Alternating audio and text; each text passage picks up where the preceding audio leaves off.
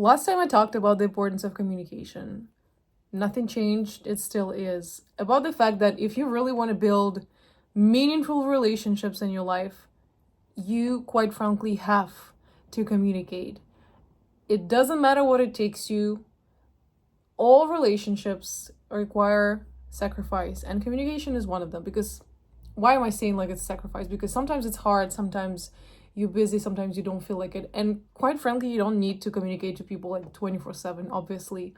But to me personally, if let's say you my friend and all of a sudden you go no contact for a long time, and then let's say I message you, no messages back, you don't message me, this behavior is not acceptable to me. There are exceptions, especially for people who, I'd say for two categories of people. First one is maybe parents, especially people who just like had a child not long ago. Obviously, I know you're exhausted, so that makes complete sense. Like I'm not even expecting you to just be messaging 24/7.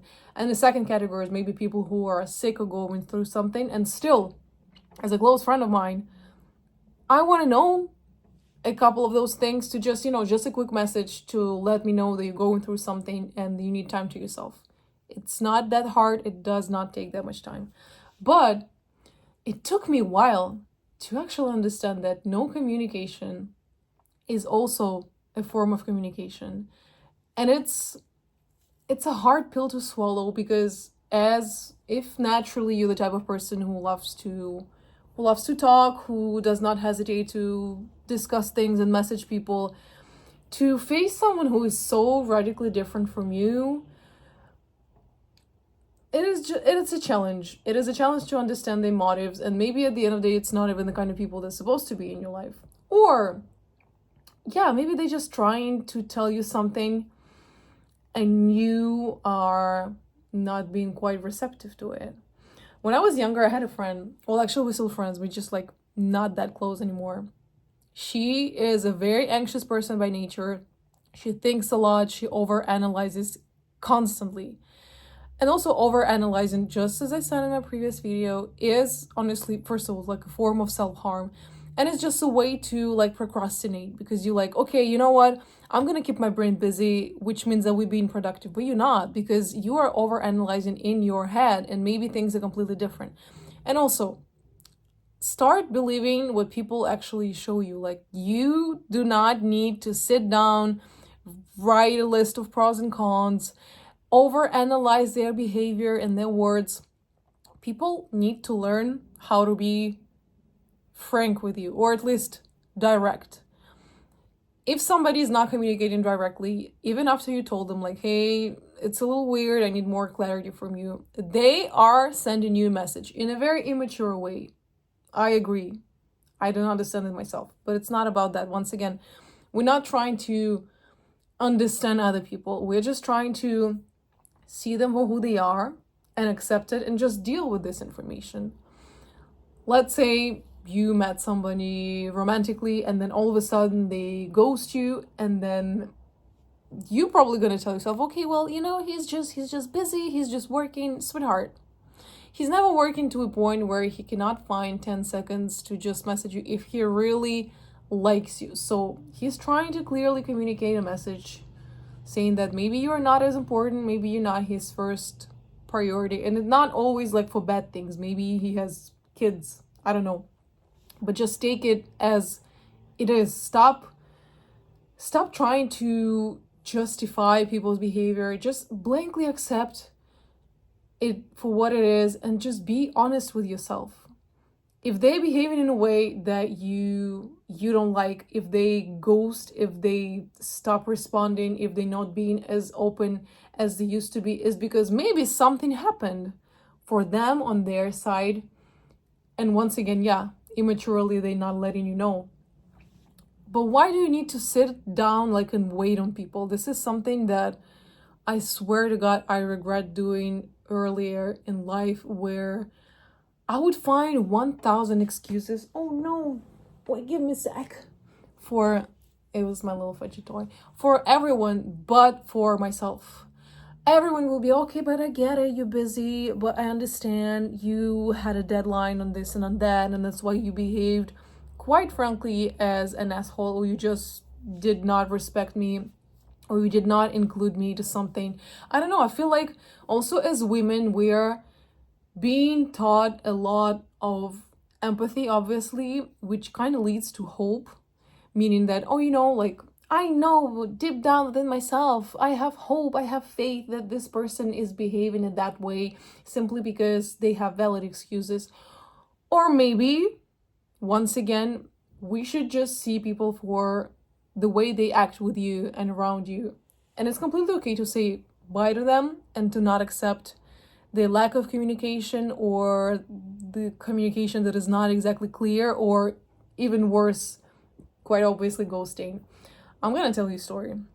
Something that happened to me recently, and with a friend that initially is a very close friend of mine. She kind of stopped talking to me, I assume, because she didn't reach out for, I'd say, more or less 6 months. And what is really curious about it is, first of all, nothing really happened. Maybe I completely understand and accept it. Maybe I said something that she didn't feel comfortable with, but nothing like action wise, situation wise happened because we were just at her place indoors. So not many things, not many people were involved for like something big to happen. So it would be purely like maybe something that I said, and I understand it. I'm also a very frank person, so I get it. But what's really curious about it is it happened 2 weeks after my birthday, and on the day of my birthday I actually celebrated like at one point with her and some of my friends at her place. She wrote me a really cute card saying that she is really happy to have me in her life and very grateful, and it's something that I deeply appreciate. Obviously, when somebody says it, especially a close friend of yours, you know that deep down they love you for who you are. So this radical switch of behavior within the range of 2 weeks to me is, first of all, shocking, surprising, and then mainly disappointing. I was really I was quite heartbroken at the beginning. I was not understanding, and then slowly I just invested all this love and this energy that I would be giving to other people into myself. And I feel like I just developed a level of self-love that is so big that does not allow me to go back to people who do those things to you, because whatever was said, unless once again we're talking about abuse or something unforgivable, but for the rest, whatever was said that made it hurt you maybe or made you feel a certain type of way, if you're not able to communicate it to your close people, is because you were not really a friend of theirs in the first place. And it did take me a little while to understand it, because once again, I would go over analyzing. I would sit down and try to think what I could have said or done that would make them feel the type of way. But at the end of the day, if you don't find this closure and this acceptance within yourself, a lot of people might never give it to you. So are you really ready to spend your life just waiting on someone? Why would you do this to yourself? Why would you hurt yourself? Do you want someone that bad that you would be ready to forgive them these things? And maybe for you it doesn't sound like a big thing, but for me, abandoning your friend, ghosting them, and going no contact over I don't even know what is not okay. Once again, if sometimes you do something fucked up, I completely understand, but it'd be nice to know about it. And like, if I objectively look at this party where potentially something might have happened to her, nothing bad happened. I would have known. We've been friends for a while, had been friends for a while. I would have known, I would have felt it. So just be honest, just be frank with people. But once again, that's on her. This is completely her life, and whether I understand or not, it really doesn't matter. What you want at the end of the day is to make sure that you are feeling yourself, you are taking care of yourself, and you're just being faithful to your own values. And my values today, really, I always say that my values matter to me more and most, compared to whoever enters my life. That's just how it is, because it did happen to me to betray myself in certain situations. And honestly, it is way harder to forgive yourself for these things rather than to just, I don't know. It's not something I would advise anyone to go for people rather than stick to your own self, because it takes a lot of time to heal yourself, to forgive yourself, and to just completely move on. So if something similar happened to you, and you're just sitting down and waiting for them to message you, to text you, to get back to you, to give you an explanation, to do this and to do that, honestly, it's just close this chapter of your life, and this is completely okay. And it's not about having and it's not about hating these people, spending your days thinking about them and sending them negative vibes. Some things come to end, and sometimes you don't know why, and probably you don't even know, because all this energy that you would be spending trying to figure it out, maybe this is something that you would be able to reinvest in yourself, work on yourself, which is do something that makes you feel good, something that I did, and I feel just so much better, and I'm really proud of myself. And as I said, like, it's not about hating this other person that potentially miscommunicated or communicated in a way that you do not appreciate, or just cut the communication. It's find disclosure within yourself, whatever happens, because at the end of the day, you are really the most important person in your life.